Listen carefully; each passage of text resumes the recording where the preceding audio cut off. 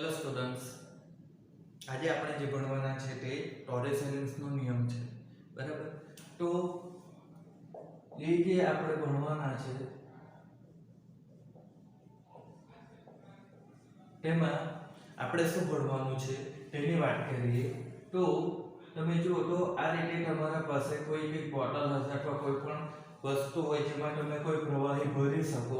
તો આમાં આપણે કોઈ પ્રવાહી ભરીએ છીએ અને પછી આપણે નીચેના ભાગે એક હોલ કરી દઈએ તો શું થશે કે જે પ્રવાહી હશે તે પ્રવાહી શું થશે તો આ હોલમાંથી બહાર નીકળવાનું છે. તો શું થવાનું છે કે આ પ્રવાહી જે બહાર નીકળી રહ્યું છે એ પ્રવાહી કેટલી ઝડપથી બહાર નીકળશે તે જ આપણને ટોરેસેલીનો નિયમ કહેશે. અહીંયા તમને બહાર નીકળવાનું છે તો પ્રવાહીનો કંઈક વેગ હશે તો તે વેગ વર્ગમૂળમાં 2gh આ રીતે મળવાનું છે, બરાબર? તો તમને પહેલા જ કહી દીધું છે શું શોધવાનું છે. હવે આ વસ્તુ આપણે શોધીએ એ પહેલા એક વસ્તુ આપણે યાદ કરી લઈએ કે આપણે પહેલા જે ટોપિક ભણી ગયા તેમાં શું હતું કે જે પણ આપણે તરલ લેતા હતા તે કેવું હતું, સ્થિર હતું. અને પછી આપણે જ્યારે તરલની વાત કરી ત્યારે આપણે શું જોયું તો તરલ ધારારેખી હોય કે પ્રક્ષુબ્ધ હોય તેના પછી આપણે શું કહ્યું કે a1v1 a2v2 સાતત્યનું સમીકરણ મેળવ્યું, બરાબર? કે જેમાં શું કહે છે કે ક્ષેત્રફળ વધારો તો વેગ ઘટે અને વેગ વધારો તો ક્ષેત્રફળ ઘટે, બરાબર? અને પછી આપણે શું મેળવ્યું તો બર્નોલીનું સમીકરણ મેળવ્યું p + 1/2 rho v² + rho gh તેના બરાબર અચળ હોય. તો આ શું હતું કે દબાણ, ગતિ ઊર્જા અને સ્થિતિ ઊર્જાનો સરવાળો કેવો હોય છે, અચળ હોય છે. આ વસ્તુ આપણે પાછલા વિડિયો સુધી ભણી ગયા હતા. તો આ જે વસ્તુ આપણે ભણી ગયા છે તેનો ઉપયોગ કરીને આજે આપણે ટોરેસેલીનો નિયમ જે છે તે શું છે કે આપણને કોઈ પાત્રમાંથી બહાર નીકળતું પ્રવાહીનો વેગ આપે છે અને તે કેટલો છે વર્ગમૂળમાં 2gh જેટલો તે આપણે મેળવવાનું છે, બરાબર મિત્રો? તો ચાલો કરીએ સાબિતી કેવી રીતે આપવાની છે. તો તેના માટે જોઈએ આ રીતે એક બંધ પાત્રનો વિચાર કરો. હવે એમાં આપણે કોઈ પ્રવાહી ભરેલું છે, એ પ્રવાહીની ઘનતા આપણે ρ લઈએ. હવે પાત્ર બંધ છે એટલે શું થશે કે ઉપર કોઈ જાતનું વાતાવરણનું દબાણ નહીં લાગે. તો શું થશે કે આ જે સપાટી હશે એના ઉપર કોઈ P2 દબાણ હશે જેને આપણે P કહીએ, બરાબર?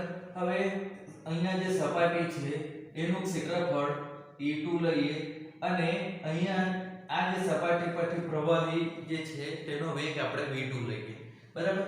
કેમ v2 લીધો તે સમજીએ. તો આપણે શું કરીએ છીએ કે જે બંધ પાત્ર હતું તેમાં અહીંયા એક હોલ કરીએ છીએ. હવે અહીંયા આપણે હોલ કરી દઈએ તો બહાર તો શું છે, વાતાવરણ જ છે. તેના લીધે આ જે સપાટી છે, બરાબર, ખુલ્લી જે સપાટી છે ત્યાં વાતાવરણનું દબાણ કેટલું હોવાનું તો P1 તેના બરાબર આપણે વાતાવરણના દબાણ કેટલું લઈએ, કારણ કે અહીંયા તો વાતાવરણનું દબાણ જ લાગવાનું છે ને મિત્રો. અહીંયા સપાટી બંધ છે એટલે ઉપરથી વાતાવરણનું દબાણ નહીં લાગે, પરંતુ અહીંયા સપાટી કેવી છે, વાતાવરણમાં ખુલ્લી છે એટલે એના પર વાતાવરણનું દબાણ લાગશે. એટલે એ આપણે લઈએ P1 બરાબર PA. હવે બીજું શું થશે તો અહીંયાથી પ્રવાહી બહાર નીકળશે, બરાબર? પ્રવાહી અહીંયા આપણે હોલ કરી દીધું એટલે આપણે જાણીએ છીએ કે જ્યાં પણ જગ્યા મળે ત્યાં પ્રવાહી જતું રહે. તો આપણે અહીંયા વેગ v1 લઈએ અને આ સપાટીનું ક્ષેત્રફળ તેને આપણે a1 લઈએ. આ જે સપાટી નાની સપાટી છે તેનું ક્ષેત્રફળ a1. હવે એક વસ્તુ જુઓ કે પાત્ર જ્યારે બંધ હતું, હોલ નહીં કરેલો હતો ત્યારે તો જે તરલ છે તે એમ જ રહેવાનું, પણ જ્યારે આપણે અહીંયાથી હોલ કરી દઈએ ત્યારે શું થશે કે અહીંયાથી આ જે ક્ષેત્રફળ હશે તેને અનુરૂપ પ્રવાહી કંઈક બહાર નીકળવાનું જ છે, બરાબર? તો એ જે પ્રવાહી બહાર નીકળશે તેના લીધે શું થશે તો ઉપરની સપાટી નીચે આવવા લાગવાની. તમે સિમ્પલ જોયું હશે કે કોઈ બોટલમાં તમે પાણી કે કંઈ પણ ભર્યું હોય અને પછી તમે જો નીચે હોલ કરો તો ઉપરની સપાટી આપોઆપ નીચે જવાની, કારણ કે અહીંયાથી પ્રવાહી બહાર નીકળી જતું છે તો ઉપરની સપાટી નીચે આવે. તો તે નીચે સપાટી આવવાની છે તેના માટે તેનો વેગ આપણે v2 લીધો છે. તો આ રીતે આપણે શું કર્યું છે કે એક સ્થિતિ લઈ લીધી. હવે અહીંયા આપણે શું કરીએ તો સાતત્યનું સમીકરણ જે છે તે લગાવીએ તો અહીંયાથી આપણને શું મળશે? આ સાતત્યનું સમીકરણ છે a1v1 બરાબર a2v2. તો અહીંયાથી આપણે v2 ની વાત કરીએ તો v2 બરાબર આપણને શું મળશે? તો a1 ના છેદમાં a2 અને v1 આ રીતે મળવાનું. હવે અહીં એક વસ્તુ સમજો કે અહીંયા જે હોલ કરવામાં આવે છે એ હોલ કેવો હોય છે? બહુ નાનો હોય છે, બરાબર. આટલું તમને જોઈ શકો કે હોલ જેવું કંઈ છે એના માટે મોટો છે. તો આ હોલ ખૂબ નાનો હોય અને તેની સામે આ સપાટી કેવી થવાની? ખૂબ મોટી. એટલે અહીંયા શું થશે કે જે હોલનું ક્ષેત્રફળ છે a1 એ શું થવાનું છે? તો જે ઉપરની સપાટીનું ક્ષેત્રફળ છે એના કરતાં ખૂબ નાનું થવાનું. પરિણામે આપણે શું લખી શકીએ? a1 much lesser than a2.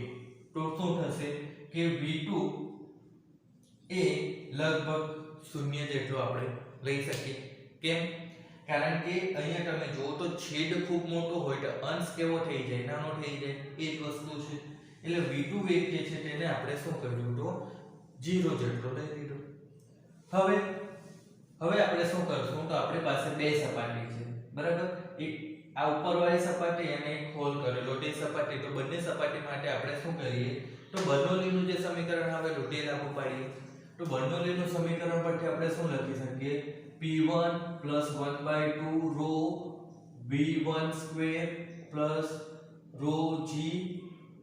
અરે રે, અહીંયા ઊંચાઈ કઈ લેવાના? તો એ તો આપણે રહી જ ગયું. ચાલો લઈ લઈએ. જો ઉપરની જે સપાટી છે તેના માટેની ઊંચાઈ આપણે y2 લઈએ અને આ જે સપાટી છે એના માટેની ઊંચાઈને આપણે y1 લઈએ અને આ બંનેનો જે તફાવત આવશે તેને આપણે h કહીએ. આ રીતે, બરાબર. હવે આપણે પહેલી સપાટીની વાત કરીએ તો તેના માટે તમે જુઓ તો ઊંચાઈ શું થવાની છે? y1 આવશે, બરાબર. તો એ y1 થઈ ગયું. તેના બરાબર આપણે શું કરવાનું છે હવે? તો બીજી સપાટી માટે વાત કરીએ તો તેના માટે p2 rho g y2 આવશે. અરે અહીંયા વેલોસિટી નથી આવવાની, ઝડપ નથી આવવાની. કેમ? કારણ કે આપણે ઝડપ જે છે આના માટે તેને તો આપણે 0 લઈ લીધી. એટલે જે બર્નોલીનું સમીકરણ છે તેમાં જે બીજી સપાટી માટે છે ઝડપ આવવાની જ નથી. તો હવે અહીંયાથી આપણે શું કરીએ? તો આપણે શું કરવાનું છે કે આ જે નાની સપાટી જે હોલ કરેલો છે તેનો જે વેગ છે તેને આપણે શોધવાનું છે. તો તેના માટે આપણે શું કરીએ? તો આ જો આ જે પદ છે તેમાં આપણને શું થવાનું છે કે વેગ દેખાય છે. તો તેને આપણે સૂત્ર કરતા બનાવીએ 1/2 rho v1 નો વર્ગ. તેના બરાબર બીજા બધા પદોને આપણે બીજી તરફ મોકલીએ તો p2 p1 થવાનું છે. તો સરખા પદોને સાથે રાખીએ અને વત્તા rho g y2 rho g y1 આ રીતે થશે. તો આપણે અહીંથી શું લખી શકીએ? 1/2 rho v1 નો વર્ગ તેના બરાબર p2 p1 વત્તા rho g સરખું જ છે બંને બાજુ y2 y1 આવવાનું. તો હવે તમે ફરી આકૃતિ પર જુઓ તો આ શું છે? y2 છે અને આ y1 અને આ શું થવાનું છે? તો સોરી ફક્ત h લખવાનું છે. તો તમે જુઓ કે અહીંયા y2 છે તેમાંથી આપણે આ y1 ને માઈનસ કર્યું તો તેના લીધે બચવાનું આટલું તો તેને આપણે h કર્યું છે. તો અહીંયા પણ શું થશે કે 1/2 rho v1 નો વર્ગ તેના બરાબર p2 p1 rho g h આ રીતે આવવાનું. હવે આપણે શોધવાનું શું છે? તો વેગ શોધવાનો છે. તો તેને સૂત્ર કરતા બનાવીએ તો v1 નો વર્ગ તે શું થશે? તો rho અને 2 તે આ તરફ આવી જશે એટલે 2 p2 p1 છેદમાં rho વત્તા અહીંયાથી શું થશે? rho કેન્સલ થઈ જશે તો 2gh. હવે આપણે વર્ગમૂળ લઈ લઈએ તો શું થશે? v1 બરાબર વર્ગમૂળમાં શું થશે? 2p2 p1 અને છેદમાં rho 2gh આ રીતે આવવાનું. હવે આપણે તો અહીંયા શું કરેલું હતું કે 2gh વર્ગમૂળમાં હતું, તો અહીંયા તો આપણી પાસે બીજું જ કઈ સૂત્ર આવ્યું. જો ચિંતા ન કરો, 2gh છે તો આ જે પદ છે તેને આપણે 0 કરી નાખવા પડે તો 2gh મળી જાય. તો આ જે પદ છે તેને આપણે 0 કેવી રીતે કરીએ? તો એના માટે શું થશે? તો અહીંયા જુઓ કે પહેલા તો P1 જે છે તે શું થવાનું છે? તો તે વાતાવરણના દબાણ જેટલું જ થવાનું છે, બરાબર? એ આપણે શરૂઆતમાં જોયું કે P1 જે છે તે આપણે હોલ પાડેલો છે, તો હોલ ખુલ્લો કરે એટલે બહાર તો વાતાવરણ જ છે, એટલે જે આ સપાટી છે એના પર લાગતું દબાણ શું થવાનું છે? તો વાતાવરણના દબાણ જેટલું જ. પણ હવે આપણે જુઓ તો ઉપરની જે સપાટી અત્યાર સુધી આપણે કેવી રાખી હતી? બંધ સપાટી રાખી હતી. એટલે શું થતું હતું કે જે પાત્રમાં ઉપરની સપાટી હતી તેના પર કંઈક દબાણ લાગતું હતું, બરાબર? પણ જો આપણે આ સપાટીને શું કરીએ? ખુલ્લી મૂકી દઈએ, બરાબર? ખુલ્લી સપાટી. તો એ સપાટીને આપણે ખુલ્લી કરી દઈએ તો તેના લીધે શું થશે કે હવે ઉપરના ભાગ પર પણ શું થવાનું? તો વાતાવરણ આવી જશે. તેના લીધે શું થશે કે અહીંયા જે લાગતું દબાણ છે તે દબાણ શું થવાનું? તો તે પણ વાતાવરણના દબાણ જેટલું થવાનું. તો આપણે આ જે સૂત્ર છે તેમાં શું લખી શકીએ? P2 બરાબર P1 બરાબર શું લખી શકીએ? તો વાતાવરણનું દબાણ Pa. તો તેના લીધે શું થશે? P2 P1 બરાબર 0 થઈ જવાનું. તો આ પદમાં આપણે P2 P1 ને 0 કરી નાખ્યું, તો તેના લીધે શું થશે કે આપણને વેગ મળવાનો. હવે જુઓ તો શું થવાનું છે? તો ઉપરનો વેગ આપણે 0 લઈ લીધો, તો આપણે ફક્ત આ જ સપાટી છે તો તેનો વેગ આપણે v જ લખીએ. તો v બરાબર આપણે શું લખી શકીએ? તો 2P2 P1, તો આ પદ આખું 0 થઈ ગયું એટલે આપણી પાસે શું રહેવાનું? તો 2gh. ફક્ત આટલું જ રહેવાનું. તો તે જ વસ્તુ તો શરૂઆતમાં કહી હતી કે જે પણ તરલ બહાર નીકળશે તેનો વેગ કેટલો આવશે? તો વર્ગમૂળમાં 2gh જેટલો. હવે અહીંયા તમે જુઓ તો શું થવાનું છે કે જે વેગ છે તે શું થાય છે? તો ફક્ત અને ફક્ત h ઊંચાઈ પર જ આધાર રાખે છે. તો એનો મતલબ શું થશે કે તમે અહીંયા જુઓ તો તમે અત્યારે આ જે h આપણે લીધું છે ત્યાં હોલ કર્યો છે, તો તેની જગ્યાએ જો હોલ આ રીતે કરવામાં આવેલો હોય અહીંયા, તો શું થશે? તો અહીંયાનો વેગ આપણે v1 લીધો, તો અહીંયાનો વેગ v1 ડેશ લઈએ તો v1 ડેશ શું થવાનો? તો v1 કરતા મોટો આવશે. કેમ? કારણ કે આ જે સપાટી અહીંયા જે હોલ છે એના માટે h આટલું હતું, પરંતુ જો એ નીચે કરીએ તો h આટલું મોટું થઈ જશે. તો જેમ h નું મૂલ્ય વધુ આવશે તેમ વેગનું મૂલ્ય વધુ થવાનું, કારણ કે 2 અને g એ તો બંને અચળ જ છે. તો h નું મૂલ્ય પર જ શું થવાનું છે? તો જે વેગ છે તેનું મૂલ્ય આધારિત છે. હવે એવું કેમ થાય કે h વધવાથી જે વેગ છે એનું મૂલ્ય વધી જાય?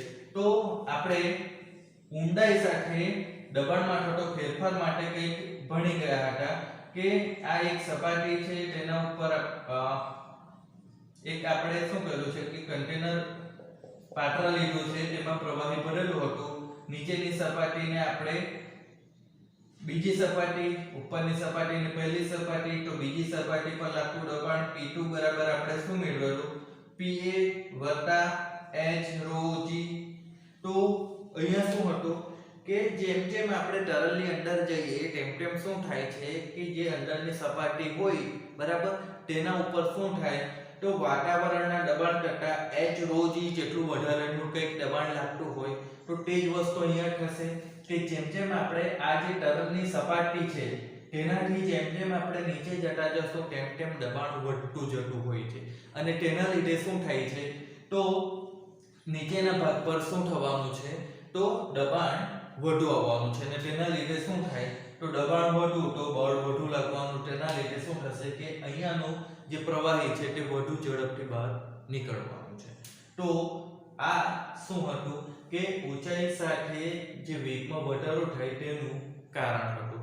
કે જેમ આપણે પ્રવાહીમાં નીચે જઈએ તેમ દબાણ વધુ હોય તેના લીધે વધુ બળ લાગે તો પ્રવાહી વધુ ઝડપથી બહાર નીકળતું હોય છે. તો આ ટોર્સિલીનો નિયમ હતો જે આપણને શું કરે છે કે કોઈ પાત્રમાં રહેલું પ્રવાહી જ્યારે આપણે પાત્રની દિવાલમાં હોલ કરીએ ત્યારે કેટલી ઝડપથી બહાર નીકળે તે વેગ આપણને આપે છે અને તે છે વર્ગમૂળમાં 2gh. બરાબર. તો આજનો વિડિયો અહીંયા પૂરો કરીએ છીએ મિત્રો.